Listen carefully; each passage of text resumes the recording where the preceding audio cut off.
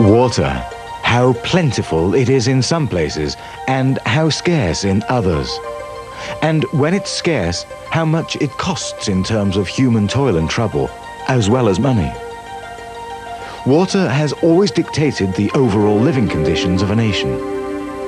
Drinking water and water for personal hygiene and agriculture. Only when there's enough of it can people settle down and develop. That's why one of man's greatest challenges has always been to find water and bring it to his dwelling place.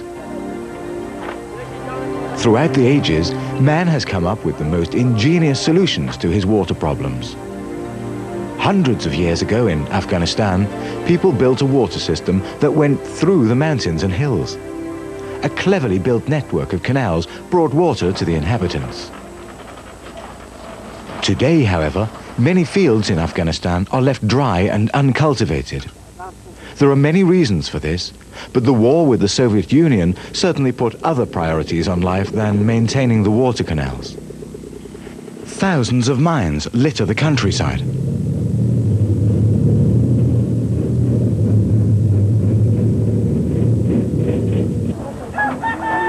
The UNDP has been present in Afghanistan throughout the war. As you can imagine, the war made administration pretty difficult. UNDP eventually decided to set up an administration office in Pakistan, which could coordinate activities in Afghanistan. This meant that the work could continue. Great effort was made to share the assistance equally between government and Mujahideen-controlled areas.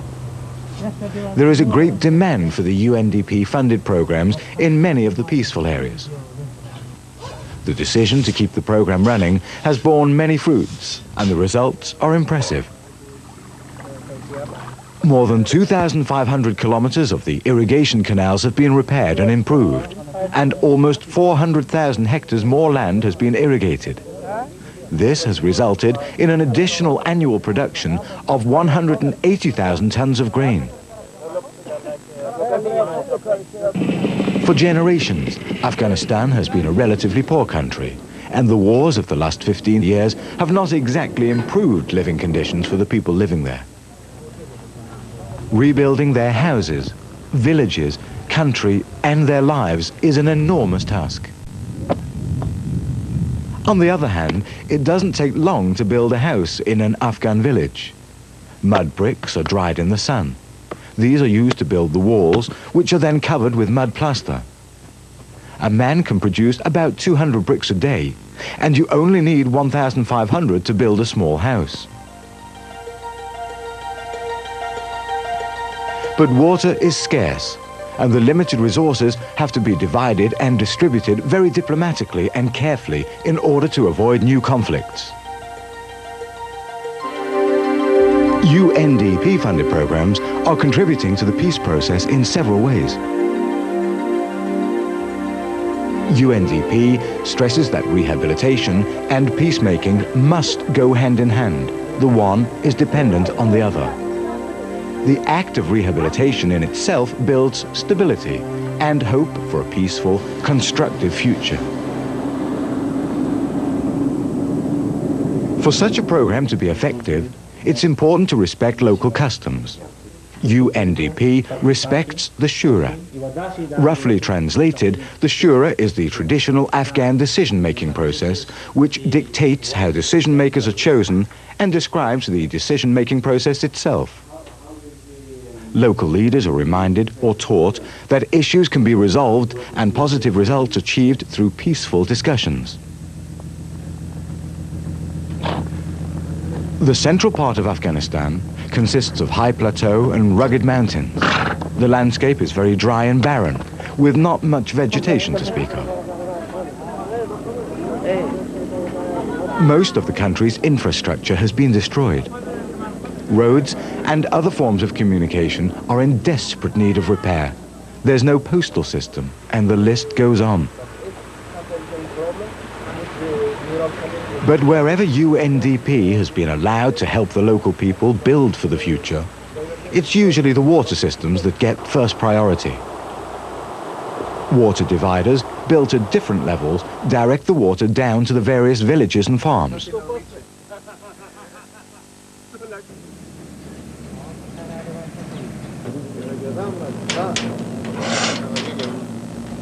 It is important to get the community to participate in all stages of the project. Project identification, planning, implementation, and finally monitoring. This creates a feeling of ownership, resulting in proper management and maintenance. The current UNDP-funded program reaches every province in Afghanistan. The program concentrates on 5 main areas: rural rehabilitation, crop and food production and protection, livestock production and health, urban rehabilitation, comprehensive disabled Afghans program. These projects all have the mandate of establishing small-scale projects which are especially of benefit to women. In other words, projects that help women are prioritized. The river is the lifeline of the people. And as it flows into more densely populated areas and cities, the water distribution problems increase.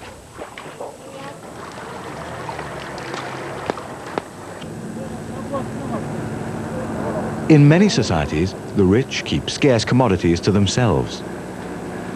In Afghanistan, however, there is an ancient tradition that tries to ensure that the poor will always receive water. According to this custom, the rich still supply water to the poor free of charge. This happens both in the towns and the villages. Women and girls usually have the task of fetching the water. The road is often long and the water heavy. There are water pumps in the cities. However, most people are dependent on the water that flows through the open canals in the pavements. This water gets progressively dirty and contagious, causing countless diseases and illnesses. Getting clean water to as many people as possible should therefore be the first priority of anyone trying to assist the Afghan people in building a better future. Much has been achieved, but a lot remains to be done.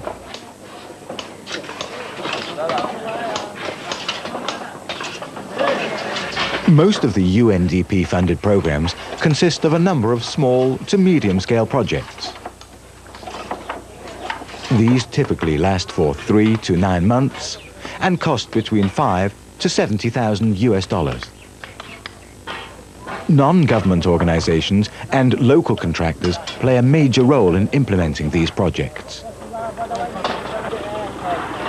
This system provides tremendous flexibility. Focus can be moved from one area to another in a matter of months. As soon as peace spreads into an area, UNDP projects can start in that area immediately, without affecting the work in other areas. This organizational method also makes it possible to implement a larger number of additional projects, as funds become available, without having to increase the amount of staff required in central management. UNDP-funded projects are currently being carried out all over Afghanistan. However, due to lack of funding, we are not reaching as many people as we would like. Should more funding become available, we have the capacity to reach out to double the amount of people without spending much more on administration. UNDP feels the time is ripe for a broader and more united effort to help Afghanistan rehabilitate her society and recover her economy. As peace spreads, these combined efforts will help speed up Afghanistan's recovery, thereby stabilizing her society. Perhaps the hopes and dreams of many Afghani people can come true.